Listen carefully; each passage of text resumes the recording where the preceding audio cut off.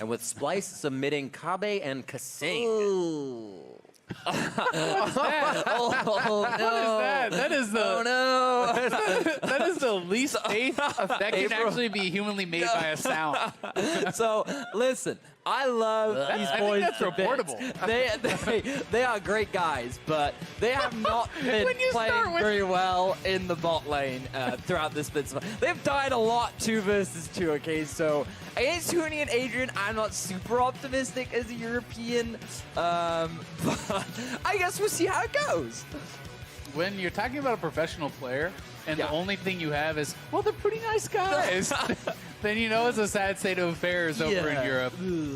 Well, we'll see how things play out. We're seeing the Anivia being banned off the board, so definitely respect from what we saw earlier in the day with G2 versus...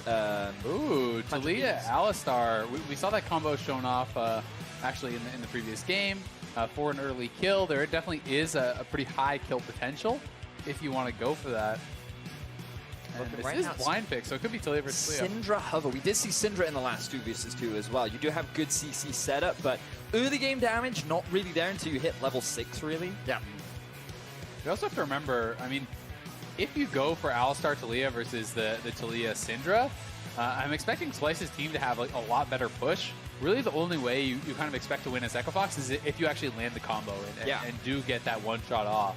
But both these guys are bringing Flash, Lux, the lock-in here for kaSing, Lux and Syndra. I don't like supports in this. I feel like damage is what you need to go for every champion. You get damage on each level 1, 2, and 3, and you are one of the most powerful 2v2s. Well, it's interesting because obviously Splyce has gone for that damage. Right, exactly. But here, like, the base damages are still pretty high for Alistar. That's true with the crowd. So if you actually hit your full combo, you get the headbutt pulverize into a seismic shove. That gives you time for the trample to actually stack up for your stun hit as well. That's strong. And these guys are pretty squishy, so there is a possibility of pulling off that straight up 2v2 kill. But that being said, if you fail your engage, they flash that headbutt pulverize, for example, you can get turned on pretty quick. I think there are a couple of things to take into consideration. One, Syndra is just really good at interrupting the combo from Alistar. You don't even need to set up the stun. The E is a really good tool to just disengage from when Alistar tries to dive onto your face. On top of that, Talia's work ground fills up a large area of space, and I believe it has a lower cooldown on ARAM, but in terms of the fact that her wave clear has already been nerfed with the change to single target on her Q, when you start spamming that ability, your actual damage output could be mitigated if you're not managing where that work ground is going. So for me, I feel like that the advantage is in favor of Splyce's for the 2 versus 2 from a comp perspective, but as you said, Azael, the burst, if they're able to land that combo, is definitely devastating. All right, well, we are on to the Abyss, who will grab first side. EU in favor here of the victories for the 2v2s. G2 able to grab the first set of 2v2s. So see if Splyce can keep it going for the European side. And not the biggest deal, but both the Splyce guys forgot to get a sweeper's lens, which actually is kind of nice because it can reveal into the bush. Yes. You know, it's not the biggest deal here. It probably won't make a difference, but there are situations where it can matter. Coral wards as well for Huni, playing it smart. Doesn't even have to stay in the brush, can just leave that one. And he has already brought out his Talia in the LCS this split. He did play jungle when Dardoch went Rengar top. Did look pretty damn good on it. He also played Talia bot. He played a different champion. I believe Ryu played it bot. So far, as we expected, Splyce are the ones getting the push in the early laning phase because they have 2 range versus 1. Note how Huni is hanging towards the top side of the lane, so he kind of he's trying to make the smallest amount of work ground as possible so that he has more space to work with, and he's not just throwing it out as waste because he recognizes that if he just uses all that space early on, then his damage output is really going to be limited. So doing what he can to get a bit of farm and stay relevant, but Splyce doing a good job of zoning Fox away from the wave. Yeah, and Splyce is going to get the first level 2. They are going to have the push, so then it kind of starts coming down to, oh, well, how well can Echo Fox actually CS under the turret? Because, you know, Splyce doesn't have to opt into a fight. True. Right? Like, you can just sit back and just out-shove these guys the whole time and say, well, how well can you farm under the turret? It's actually different than on SR, so You know, you can see Huni missing the cannon there, and Splyce is actually quite a lot ahead in the farm. Yeah, they are. Like two turret shots kill a melee minion here. So you actually have to really prep a melee minion very heavily, whereas on SR, it's 2 turret shots. That's a really good +1. point. It does change the factor and of one how shots the heat range does. minions, right? So it's like, it's totally different. Last hitting is completely different. And unless you've actually spent time on ARAM learning how to last hit, and I actually think the only person I saw do it properly at the All-Star tournament was FLICKR. He was just about the only guy who maintained farm when under his own turret, because most of the players just don't really understand exactly how to do it. You recognize it right away, or you use the abilities you're used to, kind of second nature farming. Oh no, kaSing, he's hitting the minions. He doesn't know. Don't touch it! You can see Kobbe said, no, don't do that. So, as well, with this wave clear that they have, able to play with a lot of zoning utensils in their kit, it looks like the summoners also tell a story of, we want to play it safe. If you're going to go on, we have barrier. There's an ignite for aggression, but our abilities are that damaged. So, easily filing this one out into CS could work for Splyce. Yeah, definitely could. There's a seismic shove. Oh, watch out! We also have not gotten a double blood yet. Only the one and then the secondary. So we're still waiting for these 2v2 bursts to happen at Rift Rivals. kaSing has to be really careful now. So kaSing is without his flash. Kobbe can hit the knockback on the engage from Alistar, but Alistar still has his ignite. kaSing has no summoners, so if they land that combo onto kaSing, he can definitely get bursted here. There's one hit. Oh, the turret! That's definitely going to take down Adrian. First blood going down. Second one now is game advantage for Splyce if they go on to either Huni or Adrian. And the best thing about this is Splyce isn't actually doing anything. Fox is just trying so hard to force a play that they're then just punishing Fox for every proactive move that they tried to make. And now with no summoner spells on Adrian, no flash on top of Huni, a good bit of chunk damage comes out from the side of Splyce, and they're the ones leading in this 2 versus 2 so far. I honestly thought if it didn't happen right away, it would only happen at 6 with Adrian being so squishy on this small map. And all the power from Kobbe and kaSing. Still forcing up to the brush. They want to get that CS back as they've gotten within now about 7 or 8. Yeah, I mean, not only did they actually dive into the turret, and you know, Adrian obviously just in range of that turret, but it's the fact that they went on to Kobbe, who still had his barrier, right? So it's like they got both the summoners out of kaSing, and Kobbe had both of his summoners still remaining, including that defensive barrier, and that's all he really had to trade out. So, you know, Echo Fox, you know, maybe not the right target choice, and obviously, you know, the mistake there of just getting barely in that turret range is what cost them the kill, but we'll see, because from this position, it's hard to see Echo Fox getting 2 kills, you know, straight up and ending this if Splyce play it far back and just look to play it for push. Oh no, not good. Down to 102. There's the heal coming in. They took that to stay in the game, and there's the kill. EU coming up big in the 2v2. Wow, and it was just Adrian not having summoner spells. The chain CC comes out from Splyce. They had enough stacking damage to secure themselves the 2 kills, and Splyce come out on top, so they get side selection coming into our final game of the day. It's gotta feel good. Yeah, I love about these is you're flanked by your team as you're doing it. We'll see here as the fight goes in one more time. Just relentless out the gate. Adrian, so bullheaded. The CC definitely there, and Kobbe still having that flash. Goes back in. They're able to finish off Adrian. And, you know, also the most important part here is Splyce proving Vedius wrong. You know, that is really... Did Splyce prove me wrong, That is or really... did Echo Fox just lose the game? Nope, Splyce proved you wrong. And Echo Fox, being the charitable easy folks way that they out. are, really wanted to make sure that Vedius was calm. So, you know, they donated that win over to Europe. And really just I sit here and I flame one of the European bot lanes, and then, oh look, they go and get the win. All right, Vedia, so looking over to you with this one, first pick for Splyce, what's kind of their favorite or flavor at this point? I feel like the blue side seems to be the preferred. Blue side is 100% win rate so far throughout the day. Getting, I think that there are a lot of... I think there are a lot of strong champions in the current meta, and so being red side forces you to ban those certain champions away, which means that by being on blue side, you have priority over whatever's left available. We've already seen Aatrox, we've seen Taliyah, we've seen a bunch of things kind of be left open because it's just not enough Splyce selected red side. Ooh, so they're after the counter pick? Yeah, so I think that red side against Echo Fox in particular makes a lot of sense, because if you talk to any pro or any coach in NA, they will tell you, I hate drafting against Echo Fox. No one knows what they're doing. So true. We're not even convinced Echo Fox always knows what they're doing.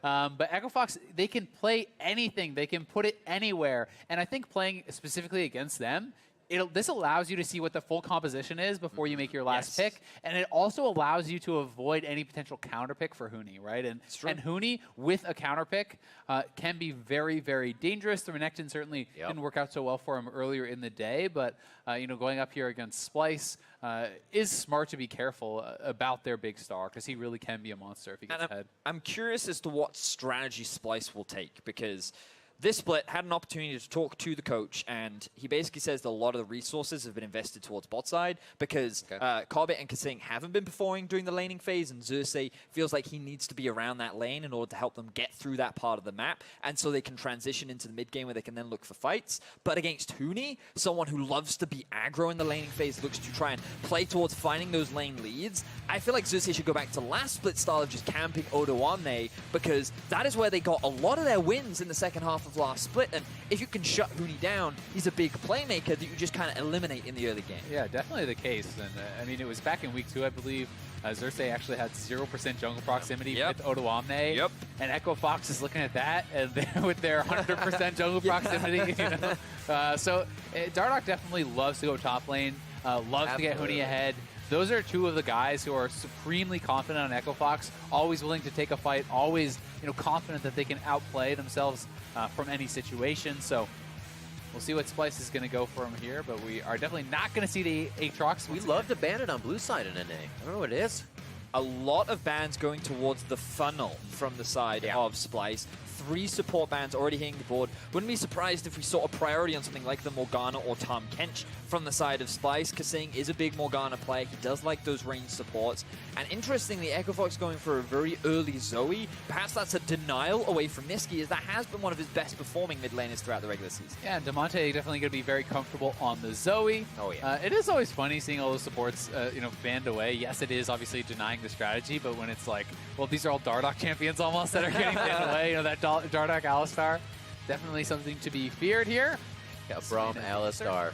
The support? No, the jungle, sir. Still looking at the side for Splyce. The Swain gets left open with Heimer and Nocturne now finding themselves in the ban list quite often, and this is Sejuani locked in for Xerxe. Now, I'm expecting the Swain to be picked mid. Something that we've seen a couple times in Europe is when Zoe gets locked in, they do consider Swain to actually be an effective answer, just because you can trade pretty effectively, as she needs to get relatively close range to try and trade.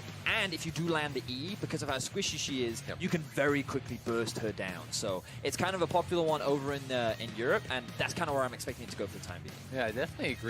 Also, when you're looking at the ultimate here from Zoe, it's very easy to set up the never move, so it actually catches her right as she goes back to her original location. So that, especially in combination with the Sejuani, is a tremendous amount of CC, and Sejuani can set you up very well with the Q, with the ultimate for your passive. And we're going to get a Kindred here. This is actually the first one coming out from an NALCS team, but Kindred was buffed on A12, buffed again on A13, and is incredibly strong. And this is much more of a Dardoch-style farmer carrier type champion. I'm expecting to see that Vladimir going bot lane, the Zoe mid, but it is Echo Fox that could swap. You can flex everything with the comp right now with Echo. Well, I say everything. You kind of expect Kindred to be jungle, you expect Zoe to be mid, but the Vladimir Kindred support. Yeah, it could be Kindred support. Funnily enough, in Europe we've actually seen Zoe support from kaSing, so you never know. We'll wait until the second half of the draft to lock anything in, but for Splyce, 80 carry locked in with the Lucian. You're expecting Kobbe to be picking that one up.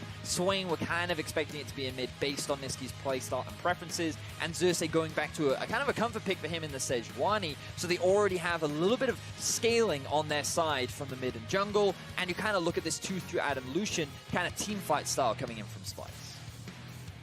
Waiting for phase 2 to file out with the last 2 bans. Singed over at Odoamne. We've seen that a little bit here in NA with Impact.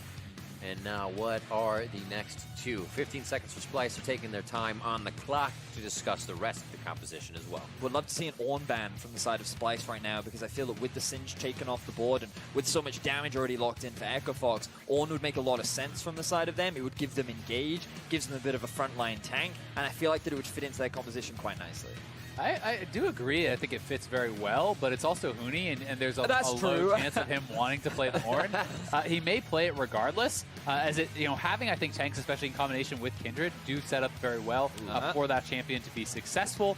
You also can pick something, again, like a Renekton that is just a general lane bully, try to look for the 2v2, try to help engage and kind of invade with that Kindred to get them more and more bounties, because getting to the 4 bounty mark for Kindred really is such a big deal. That's where you get 75 extra range, and this champion becomes so much more of a powerful team fighter. The Pyke locked in. Love seeing that play, and it's going to come once again from Europe here at Rift Rivals. And now 13 seconds on the clock for Echo. You called it. 2 final bans. The Ornn does go to the top side. Huni's feeling saucy this game. But the question is, maybe. is Huni gonna play the Ornn? I think he will. I mean, we've seen, I believe, like Vladimir is a very comfortable champion for Huni as well, and they may just look to put him bot, and maybe they put Altec up in the top lane, something that Echo Fox is not unknown for doing. It's definitely possible, but Altec has already played Vladimir bot twice this split. Didn't do as well the first game, really kind of fell flat there, but his second game did have an extremely impressive performance, really did, kind of show up big time on the champion, and he has been pretty vocal in interviews talking about the fact that he feels that he is kind of the best Vladimir player of the marksmen in North America. So we're going to see where it all goes, but should be that Shen Vladimir bot, and Shen also working well in coordination, I think, with an aggressive jungler here, like the Kindred, is going to be pretty nice. But they did get the counter pick for Odoamne. Mundo certainly can take over against an Ornn, and that's really kind of why they went for the red side, so we'll see what they can get out of it. I am a little concerned for Splyce. Oh, no, wait a minute. Is this the funnel coming out from Splyce? Because I love Swain Pyke bot lane. I think it's an amazing kill lane, and you can generate a lot of pressure. I also think Swain does relatively well into the Vladimir too. And the fact that they have no smite on Nisqy, on the Lucian, suggests to me that they are just going to have a standard mid lane, and they're just going to run him into the Zoe. And by going for the cleanse, that implies it even more. But this surprises me. The fact that they would go for that shift up looks like that they are trying to actually play more through their bot lane, as they have done so far through the regular season. Really an interesting fight that both teams are going to have to dissect here. You have the Vladimir pool, Shen stand united, Zoe back and forth, Kindred's ultimate, and Lamb's respite. It's going to be tough to take this team down, but it looks like Splyce is ready. They've crafted quite a fight composition. This thing can turn into one hell of a death ball. Definitely can, and I really am going to have a lot of eyes on Dardoch, on Xerxe. Xerxe, was one of the best junglers in Europe last split. Oh, yes. This split, he has been struggling for Splyce, but the jungle matchup's so incredibly important, because if Kindred gets ahead, they can roam around the map, challenge you on those bounties nonstop, and really get to a dominant spot. But if put behind, it becomes so difficult to get the bounties to really have relevance in the team fight, and you end up in a situation where you're forced to always use the ultimate very defensively earlier than you want to, and it can sometimes actually help the other team more. And we do have a couple of Kindred players in Europe, the Unicorns of Love jungler being a big fan of the champion. And when I speak to him about her, the one thing he says is, you gotta have priority in your lanes. You have to make sure you have good wave clear. You gotta make sure you can go for early trades. And the reason for that is because, as you rightly said, you want to invade on Kindred. You want to get those marks. You want to be as proactive as possible. And if you don't have that lane priority, it becomes that much harder. So when you look across the board, Ornn should, in theory, have it during the early levels. Same for Zoe in the middle lane against the Lucian, depending on who's able to get to the lane first. And in that case, I'm kind of liking what Fox have drafted for themselves. The question is, will they be able to be that proactive and go for those invades against Splyce? And you've also got to say that the healing debuffs are going to be so ridiculously important against this Splyce lineup when you have Swain, when you have Mundo, when you have a Lucian that's almost guaranteed to be going into a Blade of the Rune King. Like, there's such a ridiculous amount of sustain on this team that I really want to see someone from Echo Fox, itemize for that early, whether it's the Vladimir rushing for an early Morelos or whatever. But someone needs a healing debuff, and this is one of the things that sometimes, much to the detriment of these pro teams, is ignored. So I am going to kind of try to track that and see when they pick it up. Eye on the inventories as we get into the game and follow that, as well as these lanes. We're saying Damonte and Huni do have that aggression to help Dardoch get into the jungle and do some invading, as we see the bot lane of Altec and Adrian getting pushed in a bit here. as they have just a bit more wave clear to start on the side of Splyce. Now this bot lane matchup excites me quite a lot because the thing about Shen is his base damages and his early levels are really strong. And we talked about it last game, Taliyah Shen was a really common bot lane that really could be a kill lane.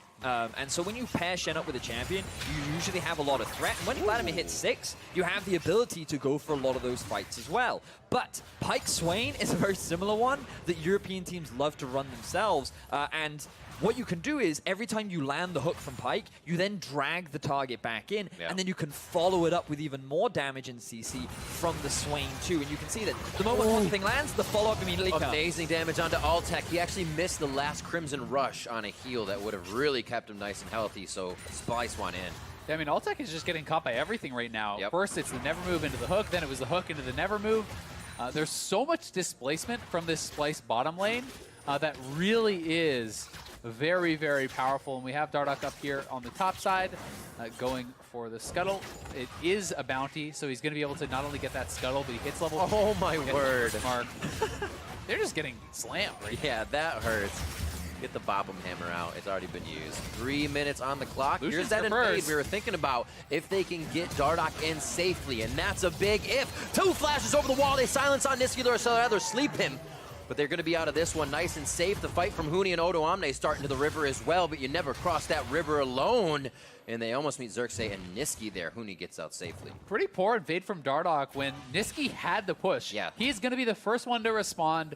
Dardoch feeling strong, wants to get in there by himself, but is going to give up first blood over to Nisqy, which is just going to make it that much harder for Damonte. And boys, I gotta say, this is very uncharacteristic from Splyce. Winning an early game, having an early game lead, they have not been able to find those so far this split. The fact that their 2v2 bot lane is playing hyper aggro and actually finding leads, and the fact that Nisqy and Xerxe were able to successfully punish Dardoch in an early kill, this is a great start for Splyce. The question is, can they keep this lead up? Really, it's just brilliant from Echo Fox then, putting them out of their comfort zone. Yeah. They're like, wait, we're ahead, what do we do? But it is, Dardoch, really a pretty disrespectful invade. Yeah. When Zoe is not going to be able to get there first. Damonte came as fast as he could, but it's actually just closer for the Lucian to be able to roam over there. Nisqy and Xerxe, well coordinated, fully committing their summoners. They do get the first blood on Lucian, an early game champion. Looking good. And while Ornn had the push up top lane, if he'd invaded maybe the Krugs, it would have made a little bit more sense. But as you rightly said, he tried to make an invade onto the Raptors, and he ends up getting punished for it. So we'll keep an eye on how many marks Dardoch does actually have throughout the course of the game, because you talked about it, Azale, that 4th mark is really the key for the Kindred when you get that extra range and where you become much more valuable in these skirmishes and fights. Yeah, I mean, for Kindred, it can be very difficult in team fights when you don't have 4 bounties because your range is quite low. It's very easy for these champions to get on your face and kind of really just run you down, outstat you almost.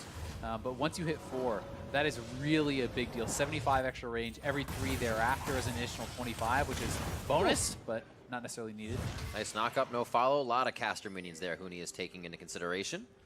But he's also getting a little bit of aggression. Odoamne says, I'm taking hits, but I can definitely pull him in. As Huni plays aggressive, we can play off of that. And it can just be a simple kind of cover. Like, he wants to walk up there, see, hey, if Dardoch's coming in, we can maybe win that 2v2. True.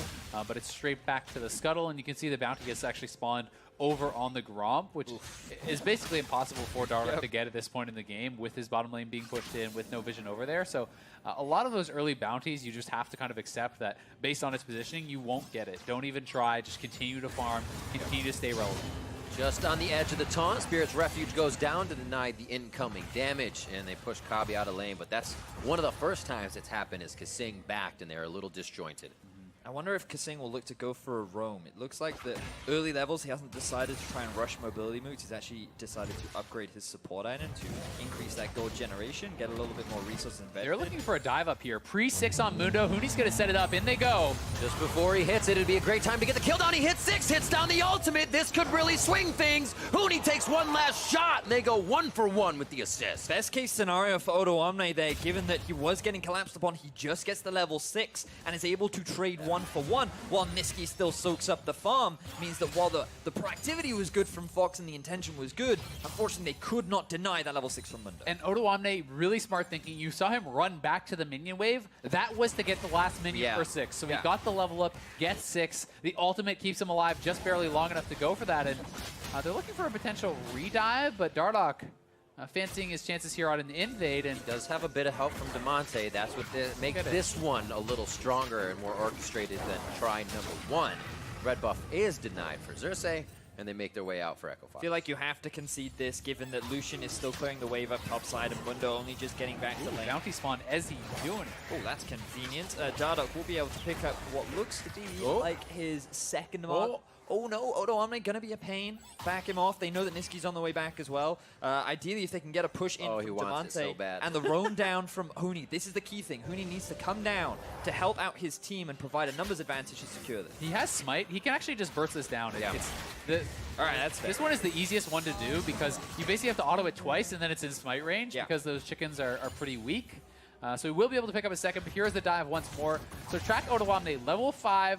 He needs 6 for the ultimate, so he does actually walk back up for the cleaver, I believe, there. The cleaver gets him the minion, gets him 6, and is going to keep him alive barely long enough. And Huni, misjudging the damage, need to flash out one turret shot earlier. And Dardoch wasn't level 6, so he can use his ulti to save him either.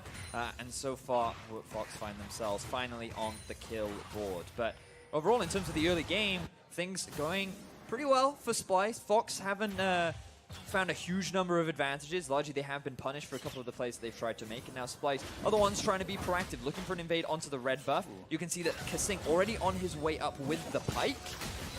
Splyce just using their numbers advantage to trade back. And Dardoch has no smite, so there's no real chance. He's hoping maybe they would get scared and back off, but not going to be able to go for that. The bounty is going to spawn right for Xerxe on that scuttle, which is nice for him, but Oh my word. even though Huni did go down in that dive and the advantage kind of went to Odoamne in that 1v1 on the top side, the Mundo will eventually be winning in that 1v1 regardless, and getting Dardoch to a really strong point is a big deal. So if we could see Echo Fox repeating that top side, they got the turret pretty low, you can get Dardoch ahead, try to get him some of those bounties and try to pick up first turret gold. That is a way that Echo Fox can really kind of open up the map and then unlock Ornn to move around and look for more ultimate engages. Yeah, I agree, and right now, Splyce interestingly have their eyes set on the bot lane. We talked already a little bit about how you have the kill lane with the Swain and the Pyke, and by generating pressure through mid lane, Nisqy, he's been constantly getting the push after securing that first blood and building very early Xerxe Greaves, and that's just getting them a lot of vision around the bottom half of the map for Fox.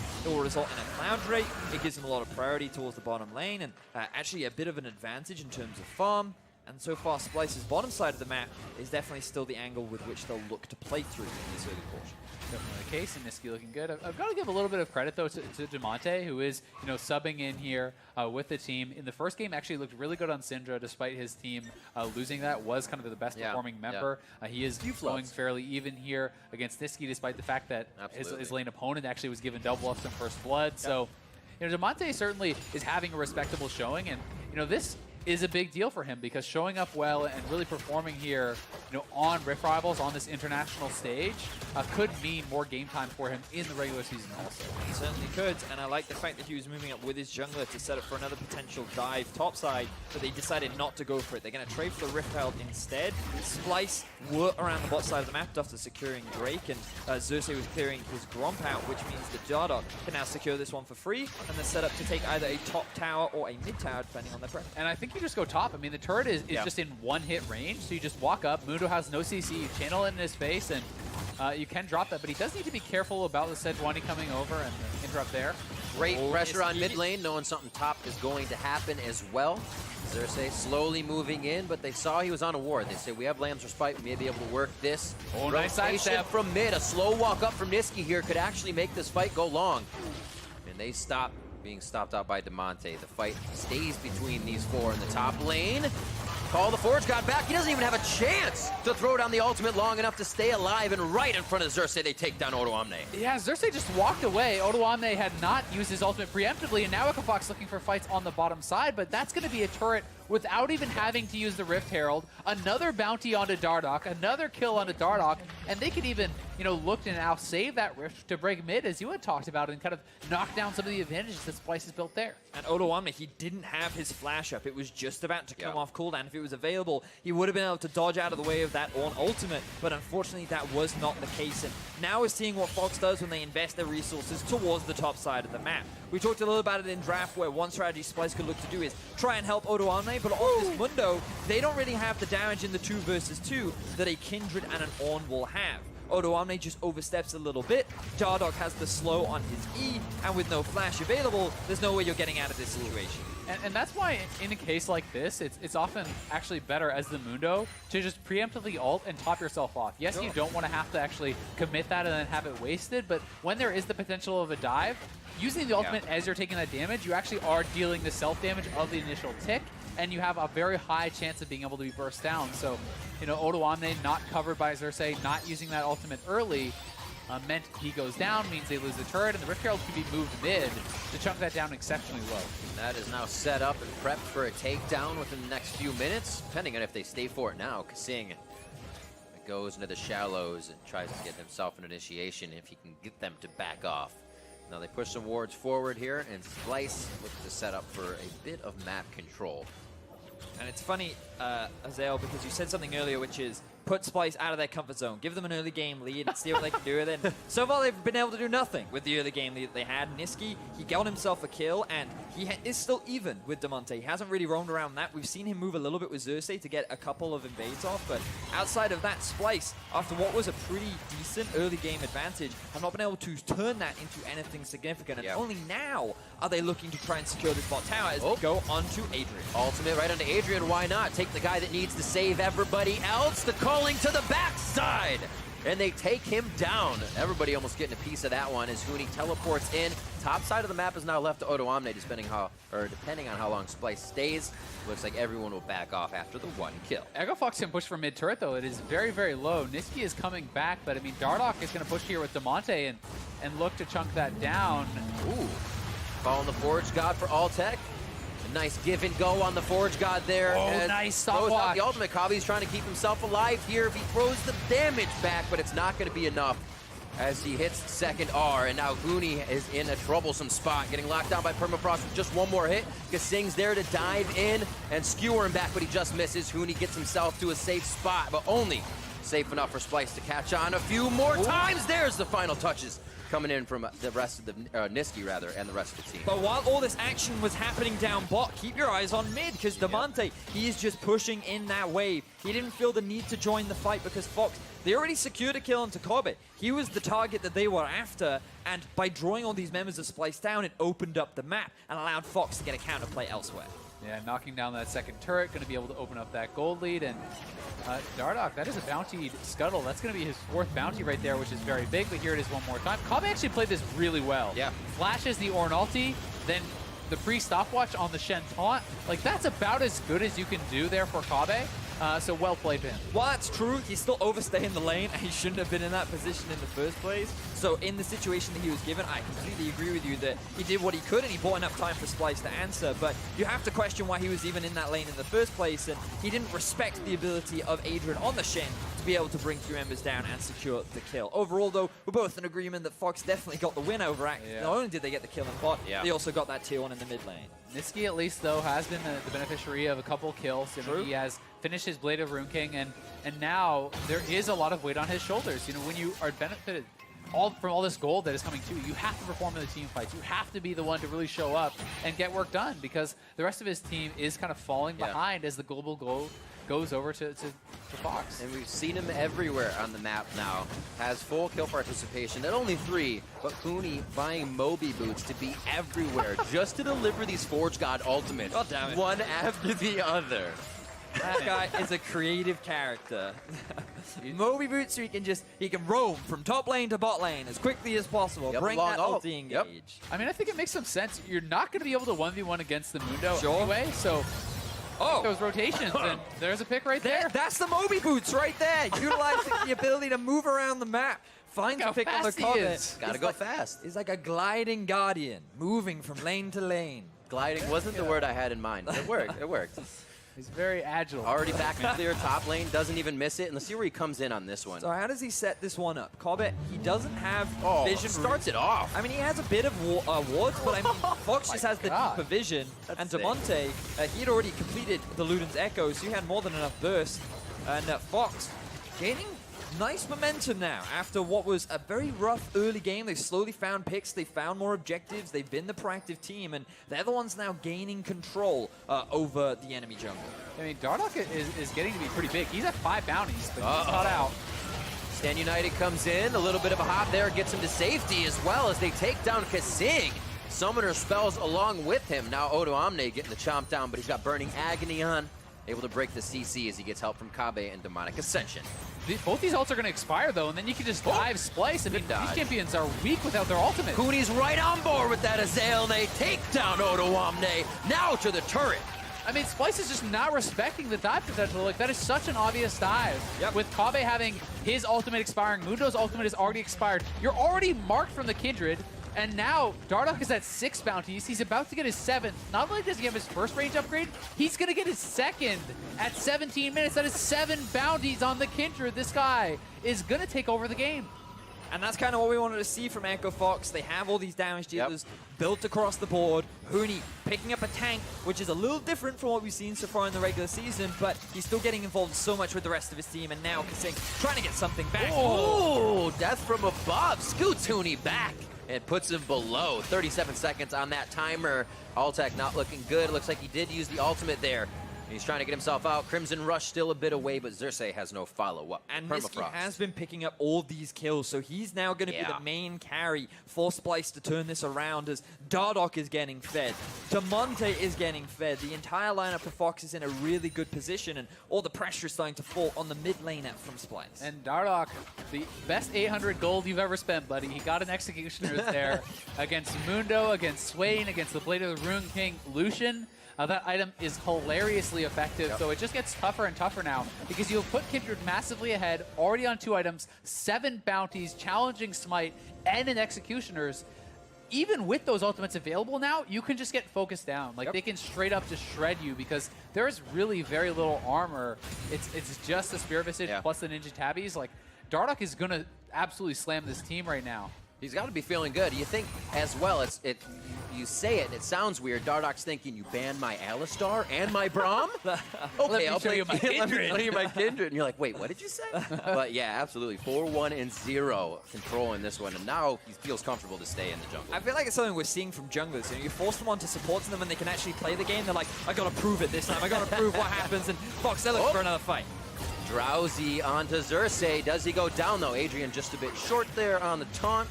A bit meaning a lot as they clear out some vision here. At 20 minutes in, it seems like so much has happened, but Baron is only spawning in 20 seconds.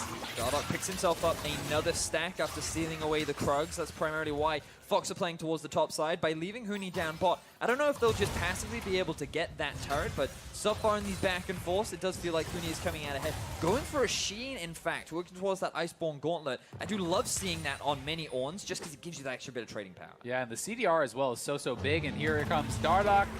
Odoamne is going to have to flash out of there, perhaps? No? Ooh. Just ult for ult, just a bit of pressure game, but a tower is what Fox were after. And now they will extend the gold lead to about 4,000 in their favor. Fox, a team that once they get that early lead, very rarely let go of it. They utilize advantages very effectively. They're a very proactive team, and that if they can see an opportunity for a fight, they will go for one. Oh, you think so? Right on to Damonte, down to 350 HP. A quick spell reel from Nisqy almost drops him. And now they're going to have to reset in the mid lane. Looks like everybody's getting sorted back out of base as you have Kobbe and Adrian on that. I'm sorry, Altec on that top side. And at this point in the game, at 8 bounties, there's no more easy ones for Dardoch to get. It has to be on an epic monster or another player. So, you know, the next bounty target is actually the Baron. But he's already at 8. This guy is monstrously strong. You get so much additional attack speed on your Q buff there. You get the additional slow, you get the additional damage, and Dardoch can just turn around. I feel like they know Huni over the wall. He doesn't hit any terrain, but they still follow up with the kill. That's the damage you're talking about coming in from Dardoch. And that's a huge shutdown. That's a 3-kill shutdown. 600 gold straight into the pockets of Dardoch, who already is so ridiculously strong. I mean, he is like 2,000 gold ahead of Huni right Final now. Dardoch, boys. It's his time to shine. He's showing off his off-roll. You know, the Alistar, the Braum. Yeah, he's auto-filled right now. Yeah, He's just exactly. doing his best. Ooh, what is this champion do? And now they're going to go straight for the Baron. 21.5 minutes into the game. Splyce do have their jungler available, but look at the positioning of Altec. Throws down the Burning Agony. Wants that CC Kobbe. break a little bit. Huni says, I got you, Altec, to throw a little bit more crowd control in the fight. Crimson Rush wearing down for Altec as they push the team off. And Adrian saying, team, need a little help on Baron as he goes real low. Yeah, Adrian actually got knocked up by the Baron there, interrupting his ult, so he is stuck in the pit. Womp womp. Echo Fox will be forced back, but they can go straight over to the Infernal, Yes. which is definitely a pretty nice dragon to have for the Vladimir, for the Zoe. It was a little unfortunate for Vox. I actually think the positioning of Altec wasn't ideal because they didn't bring Splyce close enough to force any summoner spells out. Ideally, you'd love to get a couple of TPs out from the side of Splyce, so then you can send Huni off to a side lane and it's easier for you to get involved in the Baron and you can generally just create more pressure around this big objective. But they just traded a couple of summoner spells. It does give them priority over the Drake.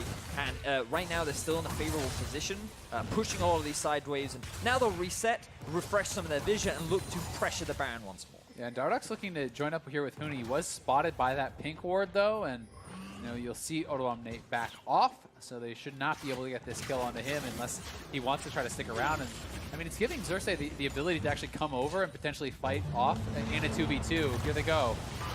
One brittle, the second one applies. You can get a bit of that percent health damage. They can't even get down the Lamb's Respite.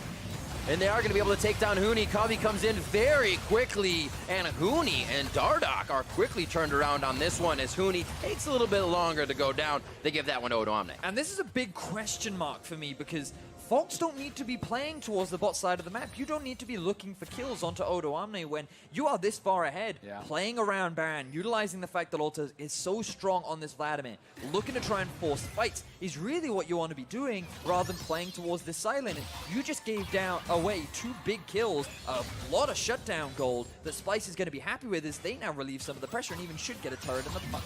I definitely agree, and it just shows how important that pink ward actually was spotting this out. But I mean, even if he wasn't spotted, this is a pretty bold dive to try to make. I guess he's just assuming, hey, I have my ultimate, and there was actually time for Dardoch to react to that. Did have vision of Xerxe as the ultimate was flying out, so you can either try to drop the Lamb's Respite before you get stunned, or you have to actually flash it and avoid that.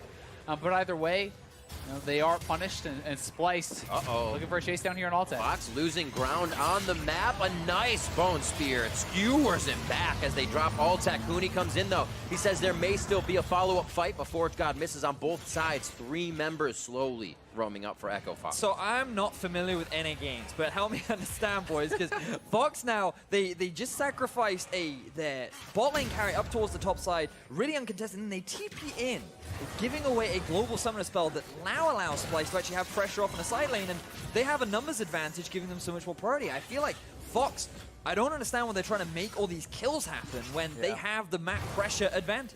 And I mean, I think that one for Echo Fox was less trying to go for a kill and more Altec just overextending and then thinking, hey, we have Shen ult, we have TP from Huni, maybe we can actually live long enough to then turn this around. And if Dardoch arrives, it starts to look pretty bad for Splyce. But again, it is a mistake, and as was the bot lane dive. And to your point, Echo Fox is kind of squandering their advantages. They're giving more time for Splyce to get back in this, and while they are still at a lead, they have to be careful that they don't get careless with this and look to kind of focus around the Baron. Kind of getting a little too ahead of themselves, thinking, oh yeah, 7 stacks on Kindred, damage on Huni a little bit, not so much anymore. Because for me, one of the big strengths of Fox is actually their team fighting ability. They have a lot of talented players on their roster, and when they have a lead and they actually get into these fights, they look really good. I mean, it was only last week that Altec got that pentakill on the Lucian. They're at a 10k gold deficit against Cloud9, and they won a huge team fight in mid that just swung the game around. And the fact that they're going for these side lane picks, going for these skirmishes, just kind of goes against some of the strengths that I feel they have as a team.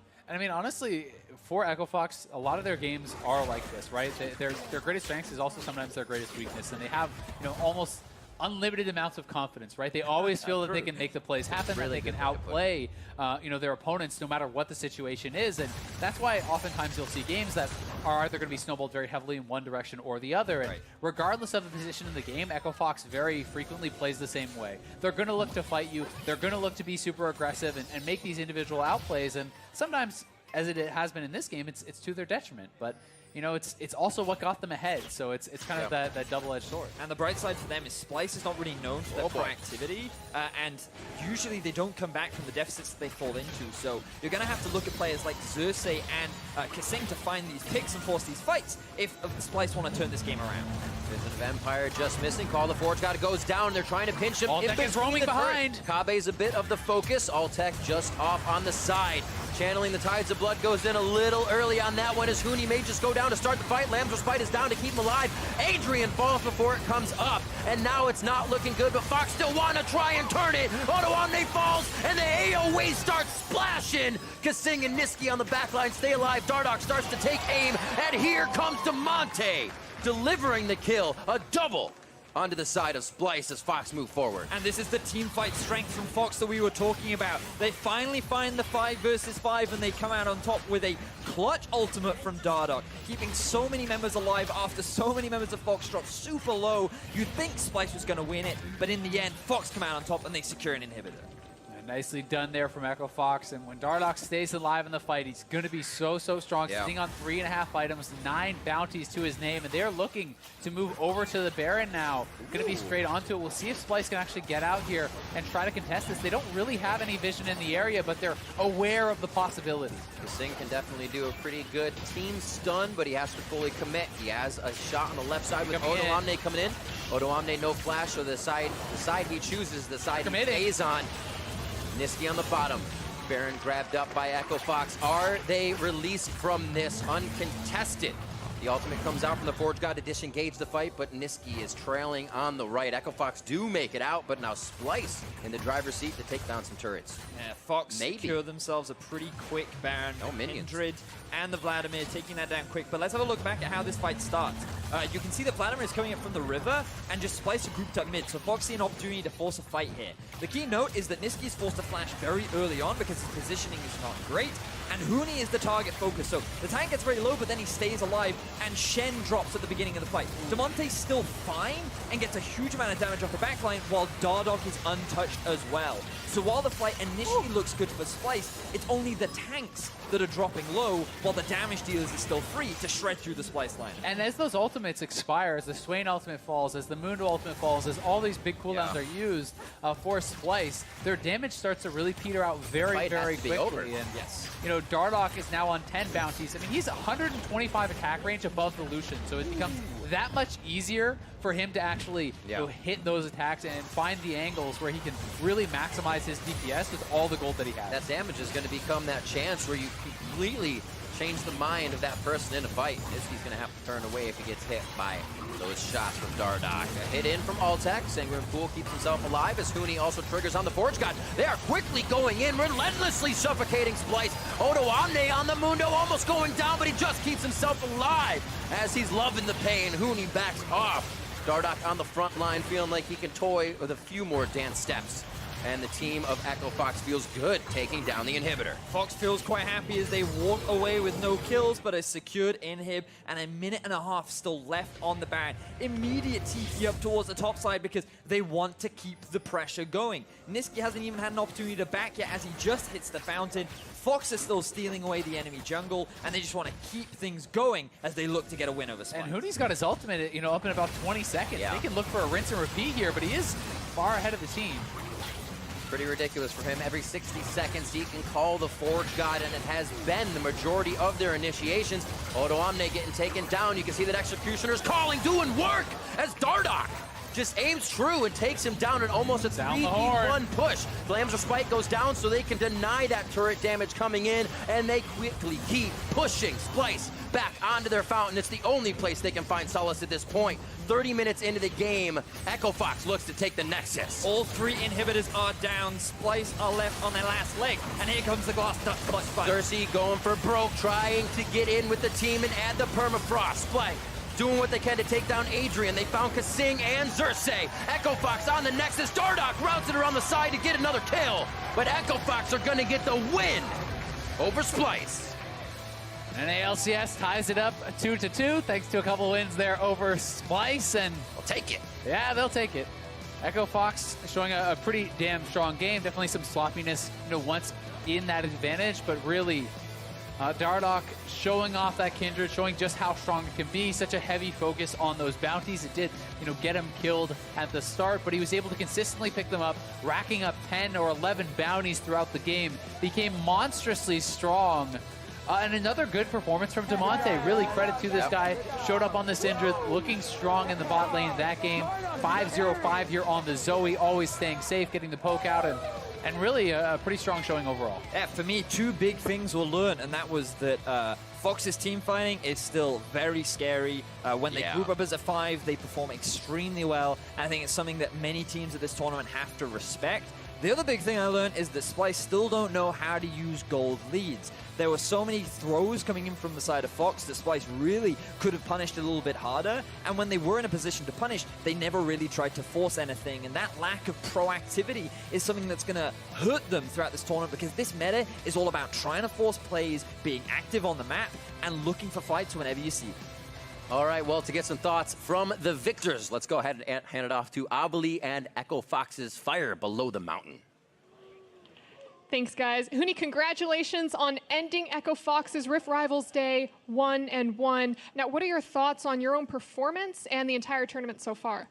I mean, first of all, this event is like really made me fun, actually. It's really exciting for everyone, I feel like.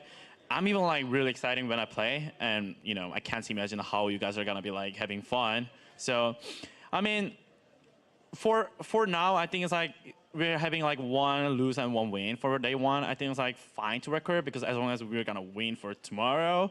So, I mean, we're gonna win tomorrow. So for now, we'll actually learn a lot when we versus Fnatic, but it was kind of felt bad. It was first time when I met Fnatic after I left. So I really wanted to win badly, but you know, it's whatever. We're gonna win for tomorrow. So besides winning, what else in Rift Rivals are you really looking forward to if you're so excited for the fun aspect about it? Yeah, I mean, I smurfed already the old random roof.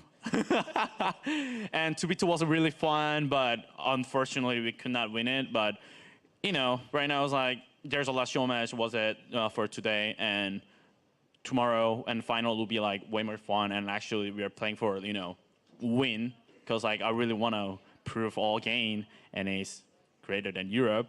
So definitely I want to win for tomorrow and Tuesday for sure. So the score is all tied up right now, 2-2 NA-EU. You only have 1 game tomorrow, and then I believe it's Team Liquid and 100 Thieves who have more. 2 games. 2 games.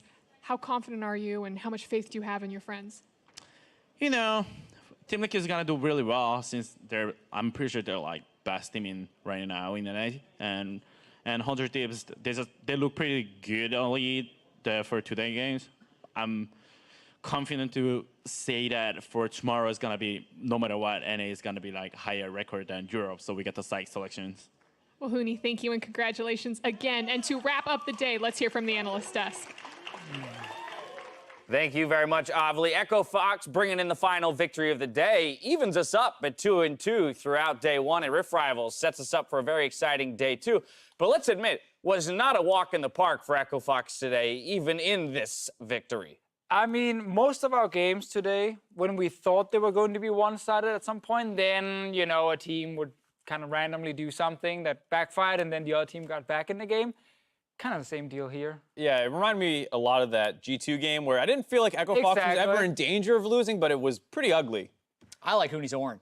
Do you? Yeah, just I don't like how it, many Jack. boots of mobility ultimates can you whiff or wall stuns can you miss while still winning by like 9,000 gold? I'm convinced he just wanted to look really bad on it so that they stop picking it for him. He just doesn't want him to ever get locked in. Right. Yeah, I'll still get the victory. I'll do the bare minimum to get the victory, but I don't want to have to play this champion again. So you look as ugly as possible. look as ugly as possible I thought doing it. Dardoch's Kindred was pretty good. It was. He had that one bad play in the bottom lane where he got stun locked under turret, but aside from that, like, he gets that kill early. He's very active around the map. He got a ton of Kindred marks at one point. By the end of it, I think he had 125 more range than Lucian in the team fight, so he was pretty effective throughout. I like this replay. If you look at the minimap, all of Splyce have decided to run bot lane. Well, the Zoe's just like, oh, okay, I guess I'm just going to take this free turret mid. And all Splyce get for themselves is 1 kill. This was a cool play by Huni, though. Look at the you like flash this one? mechanics here. Did you know a couple patches ago they actually buffed the E damage when you don't get the wall stun? Ooh. So he's probably for going damage. Yeah, There you for go. damage. Yeah. It was a damage E.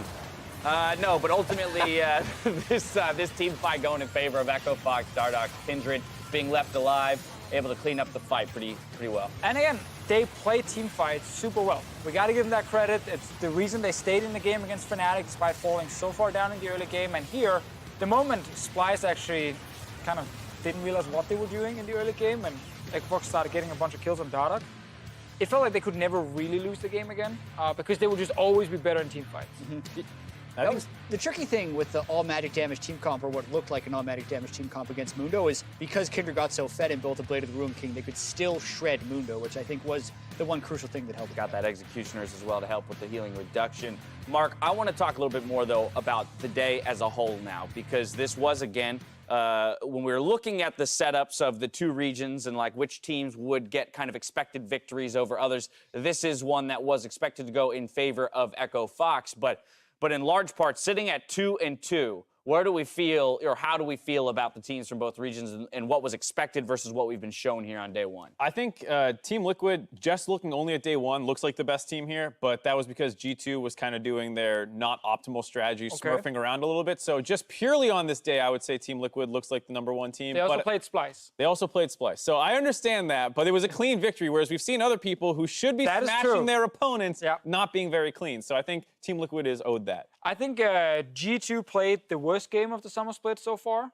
but it was against 100 Thieves. That clearly was a weaker team, so it actually ended up being still a win for Europe. The Fnatic game as well, kind of classic Fnatic now that they are pretty messy, some of the games with the way they're playing, but they still felt somewhat in control for most of it. Yeah. So I think overall, seeing as Europe had Splyce playing twice, which we expected to be the weakest team, that's why they lost 2 games, the fact G2 and Fnatic got their wins is a good sign.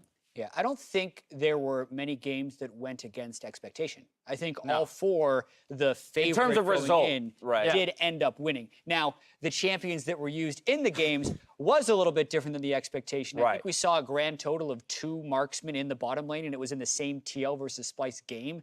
Everything else was just like Heimerdinger here and Swain there. So that part was cool, but as far as the power rankings, they pretty much stood still. I mean, my next question was going to be about whether or not the regional experts feel that their teams are getting caught off guard by anything specific. Again, we did see that Heimerdinger come out early. In NA, it's only been banned against Golden Guardians, but it's yet to find its way to the Rift. So I'm wondering if we're seeing, you know, some of that tension in Champion Select actually manifest here between the regions and not necessarily prioritizing the same things. I didn't really feel like there was anything that should have caught anyone too off guard, maybe aside for the Aatrox. Nocturne, Zoe. I was going to say, aside for the Aatrox being like, what do I pick into this? And then Rumble clearly not being the answer. That was probably the only thing I saw. Yeah, the big difference that did show up is the fact that EU prioritizes Pyke and NA doesn't. Gotcha. And we played against 2 Pykes today. Splyce didn't seem like it did much. And even playing against G2's Pyke, it had a few good hooks, one over the wall on Aframu.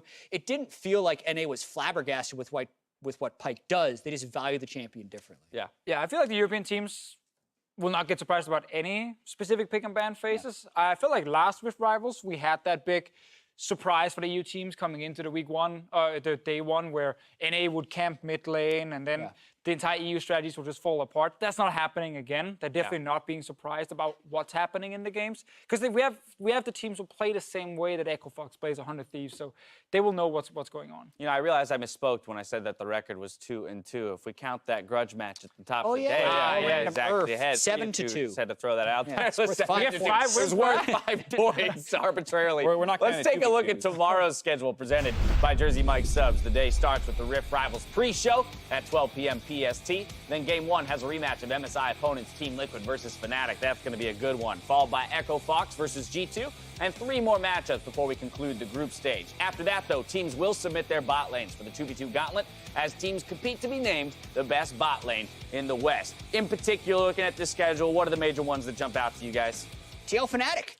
Right off the bat. TLG2 as well. Yeah, I was going to say both those. Spring Split champions. The 3 seeds both played twice today, as we've already mentioned. So the real meat of the tournament starts tomorrow. And then at the end of it, you get to see who the best bot lane in the West really is. The best bot lane in the West. I think the very last game of the day, 100 Thieves and Splyce, I kind of want both teams to be 0-2 going into it. And I want then the regions to be basically tied, and that's going to be the deciding game. And you know, you have to send in your weakest team to see who's actually going to give you that first. Which is interesting, right? Because then the effect it has on the best of 5 portion on the 3rd day being decided by the lower ranked teams is going to be very. So you're really interested in the worst teams playing each other.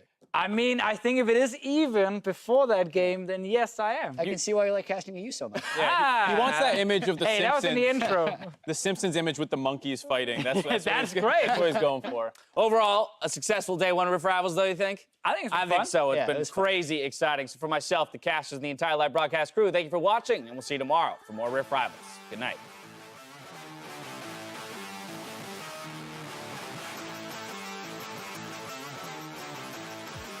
Ladies and gentlemen, welcome to Rift Rivals 2018! He wants it so bad, dashing through another dash. He's just gonna kick out with two bodies almost through. That's it, that's good fly! Oh, wait a minute. Keen? Healing? Oh! This guy's insane! What? Oh my god, Yankus! Oh, Yankus! It's winnable! Oh, winnable! Stop ending! Now they're turning me. Welcome to my desk, which now belongs to Europe. Can he reactivate before he goes down? Yes! Oh! Knocked up! Beautiful play from Echo Fox. Individual CC coming home. Damonte on the back with a double. Boom! Approaching right now. That's the triple bounce to the Hybridinger. Can they just delete him immediately? Yes, they can! Fnatic striking first. X50 is here and ready. There goes the ulti. No chance to make it out. Eddie's hope alive and well as they clean house. Yeah. I'm looking Mundo. Mundo. In the back. Okay. I'm looking here. Okay, give us an ulti. Give us an ulti. Team Liquid will strike back. Wonder says not right now, low on health. Perk says go in. We've got the egg. For you, come on, dude. Draft God. What are you gonna do? I have no idea. Flashes out, but the stun is there. The follow-up damage is not, though. Flash forward, and yes! Ryu will be there to deter an extra fight, but he might have just put himself in the ground. Another one coming in for Wonder. And from the side comes Wonder, and he just knocks up and locks up 100 Thieves. Woo! Actually don't. He's dead. Nice too. Oh, no, not good. Down to 100. Two, there's the heal coming in. They took that to stay in the game, and there's the kill. It'll be a great time to get the kill down. He hits 6, hits down the ultimate. This could really swing things. Huni takes one last shot. No flash, Swain. Oh, I use flash. I killed Sej. I get one more reset. No flash.